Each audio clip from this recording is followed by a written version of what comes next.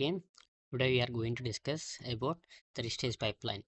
A three-stage pipeline is a process design technique that divides the instruction execution process into three distinct stages.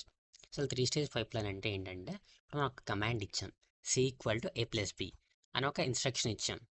ఆ ఇన్స్ట్రక్షన్ని ఎలా execute చేస్తుంది, ఆ execution process మొత్తాన్ని ఒక three స్టేజెస్గా divide చేసాం.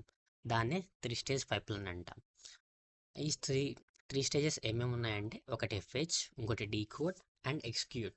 Fetch అంటే ఇప్పుడు మనం ఒక ఇన్స్ట్రక్షన్ ఉంది, ఆ ఇన్స్ట్రక్షన్ని మెమొరీ నుంచి తెచ్చుకుంటుంది. ఇప్పుడు C=A+B, ఆ ఇన్స్ట్రక్షన్ మెమొరీ నుంచి తెచ్చుకుంటుంది. సో దాన్ని తీసుకెళ్ళి ఇన్స్ట్రక్షన్ రిజిస్టర్లో స్టోర్ చేస్తుంది. అండ్ తర్వాత డీకోడ్ ఏం చేస్తుందంటే ఆ ఇన్స్ట్రక్షన్లో ఏమేమి కమాండ్స్ ఉన్నాయి, ఏమేమి ఆపరెంట్స్ ఉన్నాయి, నెక్స్ట్ ఏ ఆపరేషన్ జరగాలి అన్న ఏమేమి వేరియబుల్స్ ఉన్నాయి, క్యారెక్టర్స్ ఏమి ఉన్నాయి, ఇవి మొత్తం డీకోడ్ చేసేది డీకోడ్ స్టేజ్. అండ్ తర్వాత అది ఎగ్జిక్యూట్.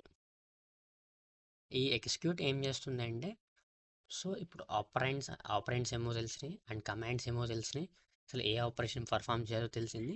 సో తర్వాత ఎగ్జిక్యూట్ చేస్తుంది, ఉన్న రిసోర్సెస్తో మొత్తం కలిపి ఎగ్జిక్యూట్ చేస్తుంది. తర్వాత ఎగ్జిక్యూషన్ అయిపోయినాక ఒక సర్టెన్ మెమొరీలో స్టోర్ అవుతుంది. అండ్ నెక్స్ట్ ఇంకొక కమాండ్కి వెళ్తుంది. సేమ్ అక్కడ ఆ కమాండ్ కూడా ఇలానే రిపీట్ అవుతుంది. Fetch, decode, execute. ఇప్పుడు దాన్ని వర్క్ ఫ్లో చూద్దాం. So three stage pipeline fetch, decode, execute.